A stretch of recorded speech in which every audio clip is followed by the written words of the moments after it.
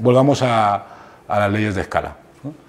Habíamos visto esta, ¿no? La frecuencia, cómo se relaciona con la longitud. En realidad las leyes de escala no son cosas raras, la ley de la gravitación no es una ley de escala, cualquier cosa que sea una potencia es una ley de escala. ¿Qué de interesante tiene esto en relación con los fractales? Bueno, fijaros que puedo tener una ley de escala como esta de aquí, ¿no? Una cierta cantidad Q que depende de una variable R, tiene una ley de potencias como la que veis aquí, a esto llamamos ley de potencias o power law, ¿no? Si lo pongo en log-log, sacando logaritmos a ambos, bueno, su forma es, como veis, esta decae más lento que una exponencial, ¿no? Y si hago logaritmos en los dos lados y hago la representación del logaritmo de Q en vez de Q y del logaritmo de R en vez de R, lo que me aparece es una línea recta, ¿vale? Son donde el logaritmo de R ahora es mi nueva variable y fijaros que la pendiente es menos alfa, que era el exponente de la power law. Esto lo hacemos continuamente. Cuando tenemos una ley de esta, a nosotros lo que nos interesa es el exponente, que es el que me determina el proceso, y lo que hacemos para comprobar si esto realmente es una ley de potencias, el trabajo que estemos haciendo, es representarlo en log-log para ver si nos da, al menos en un determinado régimen, una línea recta, ¿vale? Bueno, el tema de fractales en la naturaleza despegó con un artículo de Mandelbrot en el 67 en Science, en donde él se preguntaba cuánto mide la costa de Inglaterra, ¿no? En aquel entonces, si tú te mirabas, por ejemplo, cuánto mide la costa de España en una enciclopedia, antes había enciclopedias, pues dependiendo de la enciclopedia que miraras, te daba un valor o te daba otro. Si mirabas, por ejemplo, lo que medía la frontera de Portugal, pues dependiendo si la enciclopedia era una o era otra, daba una medida o era otra. ¿Cómo era eso posible? Pues dependía de los topógrafos que habían hecho la medida, qué regla habían empleado. La idea básica es, imaginaos que yo intento medir la costa de Inglaterra, pues entonces necesito primero una regla para medirlo. Esa regla tendrá una cierta longitud.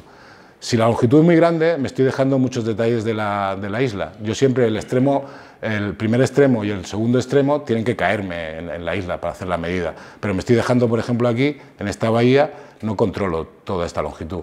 Luego esto de aquí me va a infraestimar, ¿no? La longitud, ¿de acuerdo? Si tomo una regla más pequeña para intentar solventar ese problema, veo que sigo teniendo todavía detalles que no capturo y así sucesivamente, ¿no? Por ejemplo, si llamo R a la longitud del segmento que estoy empleando para hacer la medida, ¿vale? Y llamo QR a la longitud total según ese segmento, pues depende de la regla que tenga, tendré más o menos, ¿no? Trozos que sumar, ¿no? Y esta longitud será mayor o menor, ¿no? Entonces, la pregunta ¿cuánto mide la costa de Inglaterra? Es que no tiene sentido, ¿vale? De hecho, en el 61, Richardson hizo esto para un montón de costas y fronteras, ¿vale? Por ejemplo, la costa australiana, para un círculo, ¿no? En donde en la parte de abajo lo que vemos es la longitud del segmento que voy a utilizar para medir la regla, y aquí lo que veo es la longitud total medida con ese segmento. Fijaros que en realidad me va cambiando continuamente el valor, ¿no?, de lo que sería la longitud. Entonces no puedo determinar para ninguno de estos casos, excepto quizá para la costa sudafricana, que es más recta que la madre que la parió, ¿vale? Es difícil determinar cuál es la longitud de la costa o de la frontera. Entonces, ¿con qué me puedo quedar? Pues, bueno, con el scaling, ¿vale? Vale, si resulta que los valores medidos para una determinada propiedad, como en este caso la longitud, o puede ser una superficie, un volumen o cualquier otra cosa, depende de la resolución a la que estoy haciendo esa medida, ¿vale? No puedo dar el valor de esa medida. Entonces, lo que sí que puedo dar es su dependencia, el scaling, la relación de scaling. Y eso me va a definir, a caracterizar justamente, en este caso, la longitud de la costa o la longitud de la frontera. Por ejemplo, si miro la costa de Bretaña, pues lo que puedo observar es que efectivamente la longitud me cambia dependiendo de la regla, pero esto sí es una ley de scaling, una ley de escala, ¿eh? ¿Y esa ley cuál es? Como esto está en log-log y veo una recta, pues es una ley de tipo potencial. Este símbolo significa proporcional, ¿no? Significa que la longitud es proporcional, va como una ley de potencias en donde el exponente es 0,25, ¿vale? En realidad aquí lo único que me falta, como mucho, es una constante multiplicando, ¿eh? Bueno, puede ser más complicado, pero es igual. Bueno, por supuesto, cuando hablamos de autosimilaridad, en realidad, en el caso real, en el caso de la realidad, no estamos hablando de una autosimilaridad estricta como teníamos antes en el caso de los fractales, en donde si yo cambio mi escala de medida, multiplicando mi regla por un factor A, pues en realidad solamente tengo que reescalar la propia función por otro factor K, ¿vale? Sino que se habla más bien de distribuciones de distribuciones, ¿no? De PDFs, ¿vale? Lo que ocurre es que estadísticamente, efectivamente, esto muestra autosimilaridad. Son las distribuciones de las longitudes lo que demuestran, por ejemplo, autosimilaridad.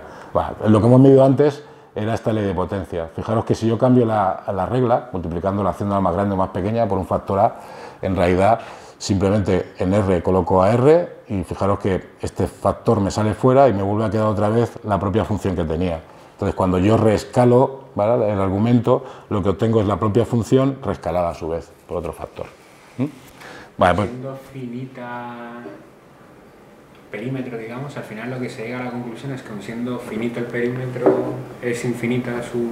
Claro, deberías llegar a la conclusión de que es infinita, pero, claro, obviamente esto por aquí tiene límite, ¿no? Cuando empecemos a llegar a cosas como el tamaño de un grano de arena, pues ya no tiene sentido, pero bueno, fíjate que bueno, tienes bastantes puntos y en algunos casos, como enseñará, tienes muchos órdenes de magnitud, por ejemplo con las nubes. Bueno, en realidad la autosimilaridad, cuya expresión más sencilla es esta de aquí, implica una relación de escala que es la ley de potencias, ¿vale? Y es muy fácil de demostrar. O sea, siempre que tenga autosimilaridad, bueno, una posible relación de escala es esta y otras un poquillo más complicadas, pero en realidad giran en torno a power laws. Vale, bueno, esto es un poco repetir otra vez lo mismo. Aquí tengo el caso de una power law. Y estas relaciones, de hecho, de tipo potencial, son características de los fractales y aparecen hasta en la sopa. De hecho, todos los físicos de sistemas complejos se ponen muy contentos, por no decir se ponen, cuando se encuentran con una ley de potencias en aquello que están trabajando. Bueno, voy a poner un ejemplo en donde podríamos caracterizar para qué nos va a servir, por ejemplo, el exponente de dimensión fractal, ¿no? Vale, imaginaos que tengo una esfera, que es un objeto euclidiano, ¿no?, y mido el perímetro de su círculo, ¿vale?